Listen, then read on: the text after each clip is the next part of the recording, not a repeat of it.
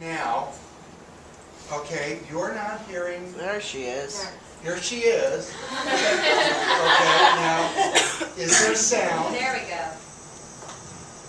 Okay, I would like me to talk and test the sound. there you are. It's working. Okay. Did you hear the little intro? I heard the little intro and I was embarrassed and I was crying and all the rest. And I'm awfully glad that you didn't ask me to make my statement about my image, because all I could think about was the statement. One of the major statements you gave me was something about my breasts, something about staring at my tits, and I could not remember the punchline to it. So everybody else said, so I'm obviously the only person you gave it to, which makes me very embarrassed. Do you know what it was? I don't. I mean, I remember that there was a tit one, but I don't remember the line either. But Okay. you created a little bit of curiosity. About my tits? This is my favorite part. All right. Now, let's talk a little bit. I feel like Barbara Walters is You're so awfully great. quiet all of a sudden. I had to sort of... Oh, I know, I just had to put my volume up. Wait a moment, I'm going to put my volume up. Suddenly I'm sounding English, and I spend most of my time sounding American, but I'm going to just default to English right now. Okay, that's perfectly fine. Now, here's my question. Okay. I want to talk about a little bit about moving away. Because you said something to me, you know, when we were rehearsing yesterday and just talking about this. You said something to me about that sort of permission to leave and the permission to come back. Do you recall? I mean, I'd love for you to say just something about what you've discovered about that, what you feel about it. I've always been itinerant.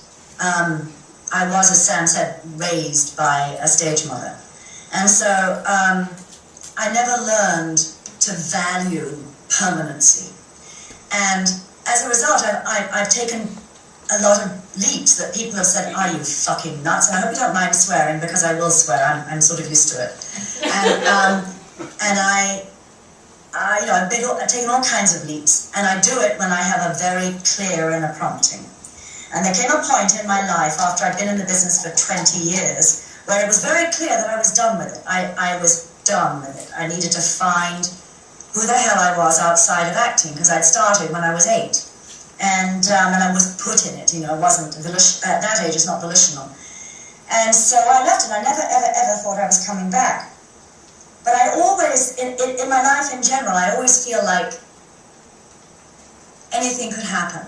There's always, and maybe that's what you mean by permission. I always give myself permission to just kind of go where the path leads.